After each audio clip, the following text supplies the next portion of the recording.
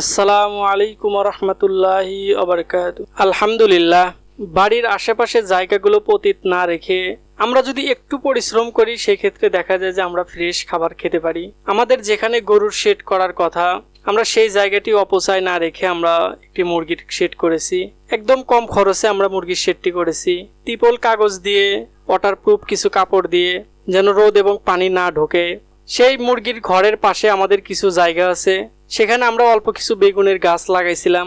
এই গাছগুলো আমরা অনেক দিন আগে লাগাইছিলাম। আলহামদুলিল্লাহ, এই গাছ থেকে আমরা প্রচুর বেগুন খেয়েছি। সবচেয়ে বড় কথা যে আমরা এই গাছে এক মুঠো কীটনাশক সার দেই নাই, আমরা শুধু এই গাছগুলোতে জৈব সার দিয়েছি। গাছের বয়সও অনেক দিন হয়েছে, যদিও এখন আমাদের এই বেগুনের আকৃতি অনেকটাই ছোট এবং কালারও খুব বেশি ভালো না। তারপরে বাজার থেকে যে বেগুনগুলো আমরা কিনে নিয়ে আসি আলহামদুলিল্লাহ তার থেকে অনেকটাই স্বাদ বেশি লাগে।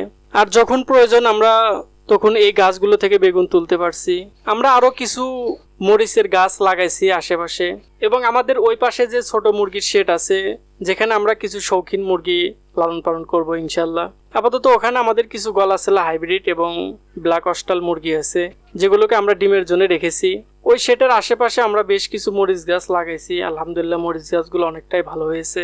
দেখতে পাচ্ছেন যে আমাদের বেগুনগুলো দেখতে সুন্দর না হলেও এই বেগুনগুলো রান্নার পরে খেতে অনেকটাই স্বাদ লাগে। আমরা এই পাশ দিয়েও কিছু গাছ লাগাবো ইনশাল্লাহ। যাই হোক, সবাই আমাদের জন্য দোয়া করবেন, আমাদের খামারের জন্য সবাই দোয়া করবেন। আল্লাহ তাআলা যেন আমাদের সকল কাজের মধ্যে বরকত দান করেন। হাসবুনাল্লাহু ওয়া নি'মাল ওয়াকিল। বান্দার জন্য আল্লাহ তাআলাই যথেষ্ট। আসসালামু আলাইকুম ওয়া রাহমাতুল্লাহি ওয়া বারাকাতুহু।